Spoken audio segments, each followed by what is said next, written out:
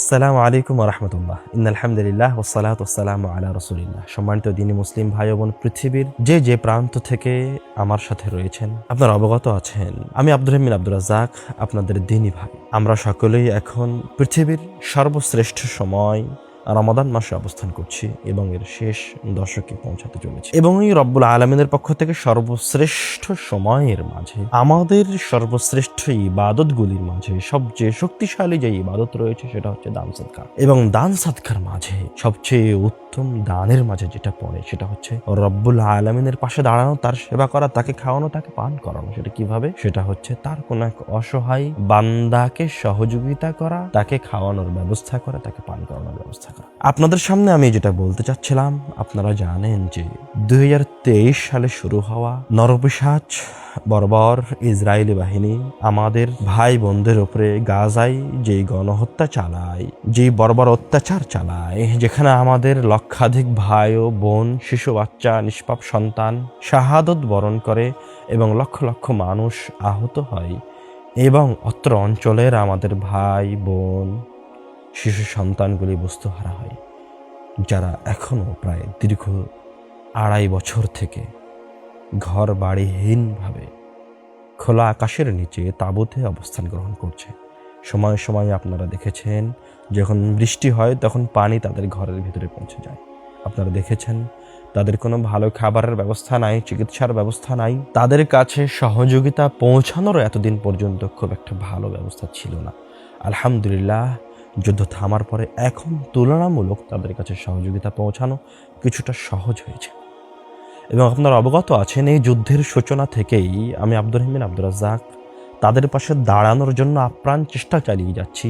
যেমনভাবে পৃথিবীর অন্যান্য দেশের জনগণও, অন্যান্য দেশের মুসলিম ভাই বোনও এবং অমুসলিম মানুষগুলিও তাদের উপর কঠিন নির্যাতন দেখে তাদের পাশে দাঁড়ানোর চেষ্টা চালিয়েছে। 2023 সালে আমি যখন তাদেরকে সহযোগিতার জন্য তাদের কাছে, তাদের দিকে এগিয়ে যাই, তখন সর্বপ্রথম আমি তাদের হাতে, তাদের বাড়িতে বাড়িতে গিয়ে ফুড বক্স এবং নগদ অর্থ তুলে দিয়েছিলাম। এবং ওই সময় আল আজহার বিশ্ববিদ্যালয়ের পক্ষ থেকে, বাইতুজ যাকাত ও সাদাকাতের পক্ষ থেকে ট্রাকে করে, লরিতে করে যে খাবার পৌঁছানোর ব্যবস্থা ছিল, সেখানেও আমরা আল্লাহর অশেষ রহমতে উল্লেখযোগ্য ভূমিকা রেখেছিলাম। এবং এছাড়াও এই যুদ্ধ শুরু হওয়ার পর থেকে নিয়ে এখন পর্যন্ত গাজার অভ্যন্তরে খাবার রান্না করে হাজার হাজার মানুষের মাঝে আমরা আপনাদের টাকায় কেনা খাবার, পান করার পানির ব্যবস্থা করতে পেরেছি। আলহামদুলিল্লাহ, আমাদের এই সহযোগিতা শুধু গাজার মাঝে সীমাবদ্ধ ছিল না। যে হাজার হাজার মানুষ গাজা থেকে মিশরে এসে অবস্থান গ্রহণ করেছিল, আশ্রয় গ্রহণ করেছিল, যাদের থাকার জায়গা ছিল না, খাবারের ব্যবস্থা ছিল না, যারা মেডিকেলগুলিতে অসহায় অবস্থায় ছিল, তাদের পাশেও আমি আপনাদের অর্থ সম্পদ নিয়ে তাদের মাঝে উপস্থিত হয়েছিলাম, তাদেরকে খুশি করেছিলাম। আপনারা অবগত আছেন যে অসহায়ের মাঝে আমি ফুড বক্স তুলে দিয়েছিলাম, নগদ অর্থ তুলে দিয়েছিলাম। এমনকি যে সমস্ত অসহায় আমাদের কাছে আসতে পারেনি, তাদের বাড়িতে বাড়িতে গিয়ে ভালো পরিমাণ অর্থ তাদের হাতে তুলে দিয়েছি। এবং যে সমস্ত ভাই ও বোনরা মেডিকেল অবস্থান গ্রহণ করছিলেন, তাদের হাতে শুধুমাত্র টাকা পয়সাই তুলে দেয়নি, দিনের দাওয়াত তাদের মাঝে পৌঁছানোর চেষ্টা করেছি। সব জায়গায় আমি তাদেরকে তাওহীদের কথা বলার চেষ্টা করেছি যে কেন আমরা এরকম কঠিন বিপদের সম্মুখীন হয়েছি, কেন আমরা রব্বুল আলামিনের পক্ষ থেকে এরকম একটা কঠিন পরীক্ষার মাঝে দিয়ে অতিবাহিত করছি। এটা তো একটা রব্বুল আলামিনের পক্ষ থেকে পরীক্ষা, বিপদ, ফিতনা। কেন এই বিপদে আমরা পড়েছি, এর উত্তরণের উপায় কি, তা আমি প্রত্যেকটা মানুষের সামনে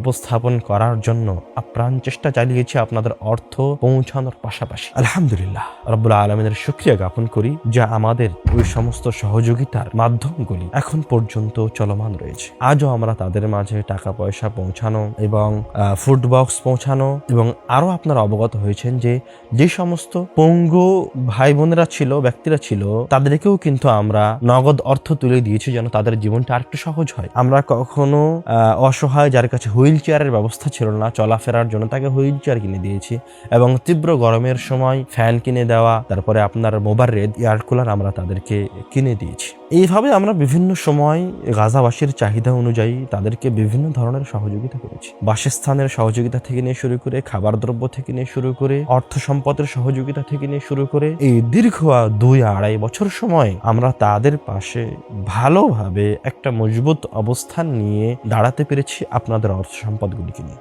আলহামদুলিল্লাহ। এবং আমরা দৃঢ় বিশ্বাস রাখি যে আপনাদের অর্থ সম্পদ আমরা সুষ্ঠুভাবে তাদের হাতে প্রতিনিয়ত পৌঁছে দিতে পারছি। আমার দ্বিনী মুসলিম ভাই বোন, আপনাদের উদ্দেশ্যে আমার উদাত্ত আহ্বান, আপনারা আপনাদের এই অসহায় ভাই বোনের কথা ভুলে যেন না। এরা আমাদের শরীরের একটা অংশ, এরা এই উম্মতে মুহাম্মাদেরই এক একজন সন্তান। আমি আপনি এই সিয়াম শেষে ইফতারিতে কি কি আছে সেটা নিয়ে চিন্তা করি। ইফতারিতে বসে কোনো একটা আইটেম কম থাকলে জিজ্ঞাসা করি এটা কম কেন, আজকে সবগুলো খাবার উপস্থিত নাই কেন। আমার যে সন্তান খেতে চায় না, বাড়িতে খাবার আছে, সে স্বাভাবিক খাবার খায়, কিন্তু সে কোনো একটা পুষ্টিকর খাবার খেতে চাচ্ছে না, এই জন্য আমি আপনি তাকে জোর করে একটা পুষ্টিকর খাবার তার মুখে তুলে দিই। কিন্তু আপনি কি কখনো চিন্তা করেছেন, আপনি কি কখনো কল্পনা করেছেন যে আমি আপনি এই সন্তানকে এতটা আদর ভালোবাসা দিয়ে খাওয়াচ্ছি, ঠিক এমত অবস্থায় আমাদের এরকম হাজার হাজার সন্তান আছে যাদেরকে তুলে খাওয়ানো তো বহু দূরের কথা, তার নিত্য প্রয়োজনীয় দৈনিক 3 বেলার খাবার তার কাছে নাই। শুধুমাত্র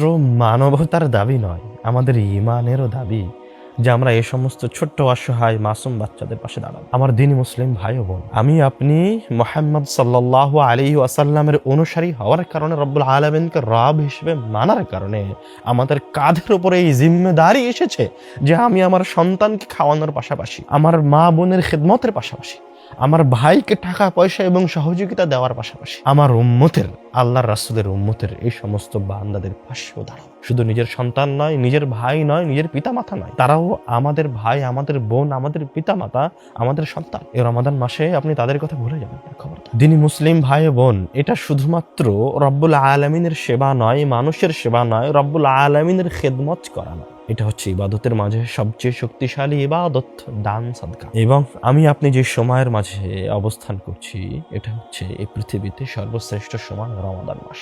এই রমাদান মাসের প্রত্যেকটা দিনে, প্রত্যেকটা রাত্রিতে রব্বুল আলামিন আমার আপনার মতো অসংখ্য পাপিষ্ঠ বান্দাকে জাহান্নাম থেকে মুক্তি প্রদান করেন।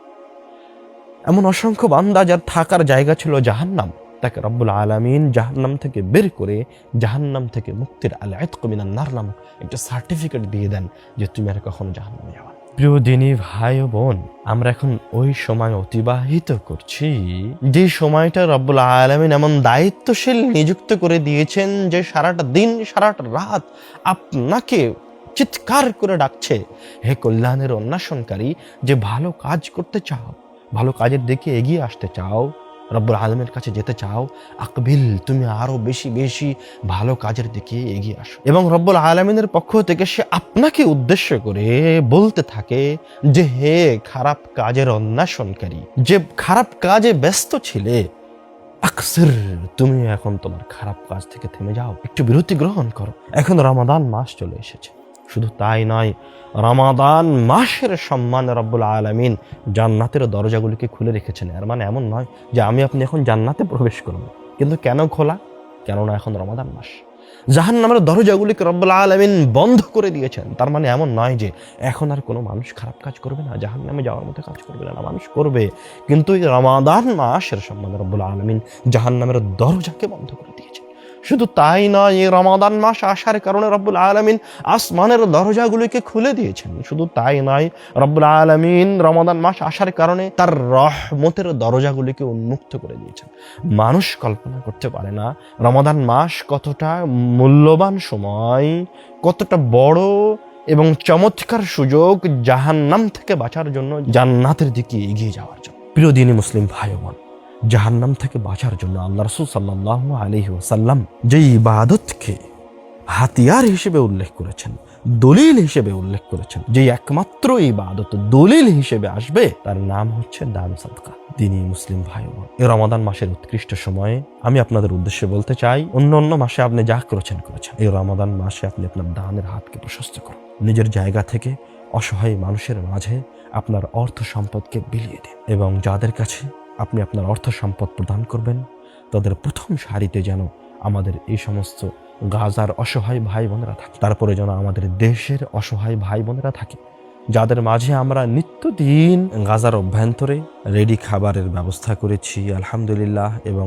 বহুবার তাদের মাঝে ফুড প্যাকেটও বিতরণ করা হয়েছে, যেমনটি এ রমাদানেও বিতরণ করা হচ্ছে আলহামদুলিল্লাহ।